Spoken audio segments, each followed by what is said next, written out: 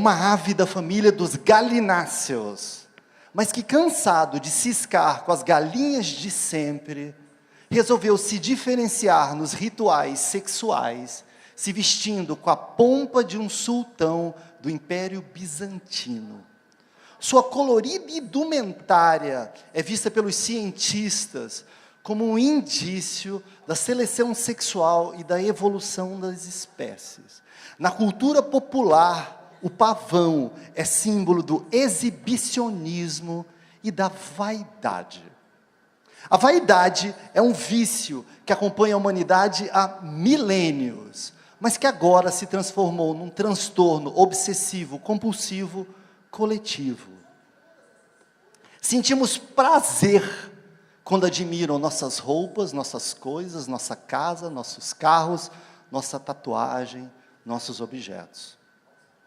Só que todas essas coisas, elas têm natureza efêmera. Então a gente precisa substituir essas coisas e conquistar novos estímulos com novas coisas, novas roupas, novos sapatos, novos smartphones. E não basta mais a gente ter, a gente precisa ter mais do que o vizinho. E não basta ter mais do que o vizinho. A gente precisa dizer para todo mundo como a gente é feliz, em selfies meticulosamente planejadas. Vaidade cibernética. Não.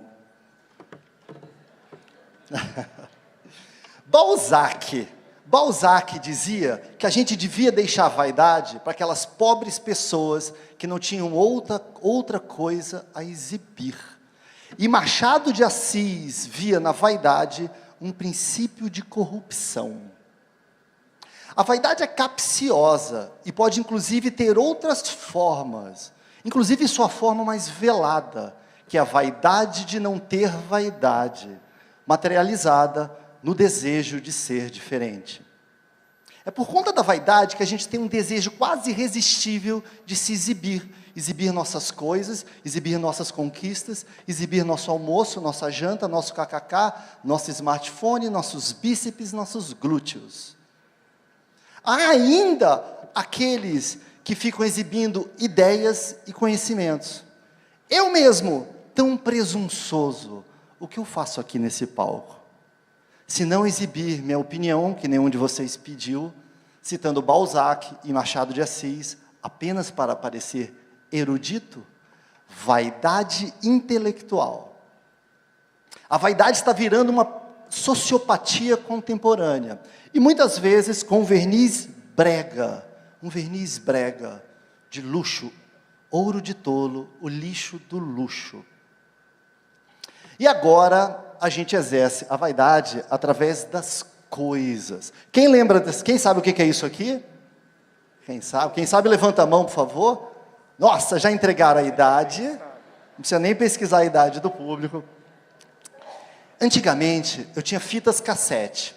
Nessas fitas cassete cabiam 1 hora de música, meia hora de cada lado, vocês sabem disso, porque todo mundo pelo jeito conhece fita cassete.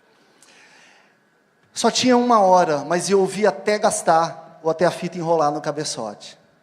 Hoje em dia, eu tenho 237 terabytes de MP3, de todas as bandas do planeta e da galáxia, mas que quase sempre eu não consigo ouvir, porque eu não tenho tempo. Ficou tão fácil se conectar ao mundo, que se tornou difícil se conectar com a pessoa ao lado. Meus filhos têm 300 brinquedos, e às vezes eles não brincam com nenhum. Eu tenho 144 canais de TV a cabo, que não dão cabo do meu tédio existencial. Talvez porque quem tem tudo, no fundo não tenha nada, e o vazio do excesso faz a abundância parecer escassez. O que a gente vive hoje é uma espécie de miojo existencial. Um mundo superficial. E se a gente vive um mundo superficial, e a gente busca a felicidade, onde residiria, então, a chave e a fonte da verdadeira felicidade? Essa é uma questão que atormenta filósofos e pensadores desde a Grécia Antiga. Sócrates dizia que a felicidade está na busca da virtude e não das coisas, não é mesmo? E hoje a gente tenta preencher esses vazios com coisas. Sócrates, passou aqui. Sócrates, uma vez, ele chamou os discípulos dele, em Atenas, e chamou esses discípulos para fazer um passeio pelo mercado de Atenas. Então eles foram passeando, e depois quando eles passearam por todas as barracas, todos os vendedores de Atenas, que vendiam um monte de coisas, ele falou assim: olha, vejam só, quanta coisa existe no mundo que eu não preciso para viver. 2.500 anos depois dessa filosófica manhã, o mundo parece um bocado diferente do ideal socrático. Nunca estivemos tão cheios de coisas de todos os tipos, cores e modelos, músicas, discos, tudo que você imaginar. Mas nunca os consultórios psicológicos estiveram tão cheios de pessoas vazias. Um mundo superficial.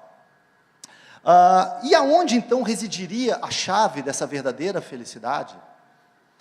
Essa questão nem poetas, nem filósofos conseguiram. Sócrates achava que só havia felicidade na virtude e na justiça, e para ele só existia virtude onde havia conhecimento. Deve ser por isso que Sócrates disse, sabiamente, que tudo que ele sabia era que nada sabia. E já que a gente nada sabe, melhor começar conhecendo a si mesmo. Sócrates acabou sendo condenado pelo próprio povo de Atenas à morte e se matou tomando cicuta. Mas ele morreu feliz porque ele não se desviou do caminho que ele considerava justo. Montesquieu dizia que não é difícil ser feliz. O problema é que a gente quer ser mais feliz do que os outros. E como a gente sempre acha que os outros são mais felizes do que eles realmente são, a gente nunca está feliz. Agora, se Sócrates e Montesquieu não foram capazes de definir felicidade, vocês devem imaginar que a chance de que eu consiga isso é algo que se situa entre o Neca e o Pitibiribas.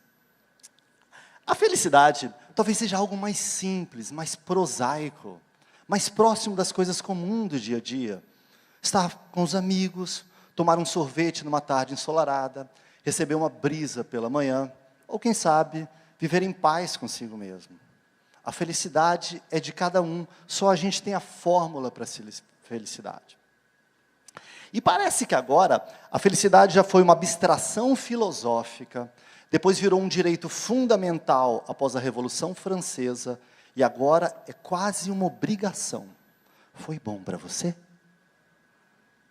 O que faz você feliz? Está com sede? Abra a felicidade. Felicidade para o poeta, para o Tom Jobim, era apenas o amor. Vou te contar, os olhos já não sabem ver, coisas que só o coração pode entender. Fundamental é mesmo o amor, é impossível ser feliz sozinho. Mas eu só quero é ser feliz, andar tranquilamente na favela onde eu nasci. Para alguém da favela, ser feliz talvez seja apenas viver em paz no local onde ele nasceu. Quanta gente, quanta alegria, a minha felicidade é um crediário das Casas Bahia. E tem muita gente que só é feliz comprando, consumindo, comprando coisas, muitas coisas. Talvez vocês achem que o consumo de coisas seja insuflado por grandes empresas ou gênios do marketing, como Steve Jobs, da Apple, que hoje descansa no iCloud. Mas eu preciso dizer para vocês que, por mais contraditório que isso possa parecer, essa era a sala de estar da casa do Steve Jobs, nos anos 80, sem nenhum móvel, e não é porque ele não tivesse dinheiro. É que o Steve Jobs era um minimalista. Minimalista é alguém para o qual o ideal estético é ter a menor quantidade possível de coisas. E como ele achava que as coisas enfeiavam o ambiente, ele tinha uma casa que não tinha coisas. Deve ser por isso que ele tem tanta paranoia em arrancar todos os botões do iPhone, por exemplo. não é? Os iPhones já não tem mais botão, não é? E o que acontece? Felicidade já virou até política de Estado. Dubai, nos Emirados Árabes, criou o Ministério da Felicidade.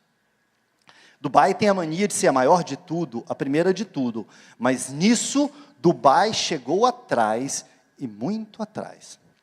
Em 1972, o rei do Butão, um país para lá do Himalaia, declarou que o PIB, o Produto Interno Bruto, não tinha nenhuma importância. O que valia mesmo era o FIB, a Felicidade Interna Bruta. Então o rei falou assim, meu PIB pode ser pequenininho, mas olha o tamanho do meu FIBão. Porque para eles, a felicidade, uma métrica dessa, tem mais a ver com a cultura holística e transcendental da cultura budista do Oriente. Não é mesmo? E o que acontece? Felicidade é uma coisa difícil de conceituar, difícil de aprender. Para cada um significa uma coisa. Para umas pessoas é viver em paz na favela onde nasceu, para algumas pessoas é o amor, para algumas pessoas é o crediário das Casas Bahia. E tem tipos mais esquisitos ainda. Tem os masoquistas que só estão felizes quando estão infelizes. Felicidade é assim mesmo, difícil de conceituar. E agora a gente está entrando numa escravidão, a era da escravidão da felicidade. A gente tem a obrigação de ser super feliz, super bem sucedido, super tudo, super sensacional. Um colosso de responsabilidades cada dia mais difícil de obter. Uma barriga tanquinho, 3 metas por dia, 7 hábitos, 9 dias de faturamento, iPhone 10. Então, meus amigos, relaxem. Esqueçam a invencível competição com os outros, aproveitem o melhor da sua vida e vivam em paz com seus propósitos, que a felicidade vai chegar sem que vocês percebam. E toda vez que você tiver que escolher entre coisas e experiências, prefira as experiências. Porque as coisas, elas vivem fora de você. Mas as experiências, elas vivem dentro de você. Suas experiências contam a história de sua vida e ajudam a definir quem você é. Daqui a 15 ou 20 anos, é pouco provável que você lembre das roupas, dos sapatos ou dos smartphones que você teve. Mas você não vai esquecer das viagens, do pôr do sol e dos momentos felizes que você passou com as pessoas que realmente importam. Porque as melhores coisas da vida não são coisas. Não use as coisas para preencher o vazio e a angústia que você tem em outras dimensões da sua vida. Estamos todos virando pavões cibernéticos, balançando freneticamente nossas cintilantes caudas coloridas, na ilusão de que assim ninguém perceba a constrangedora pequenez da galinha que nos habita.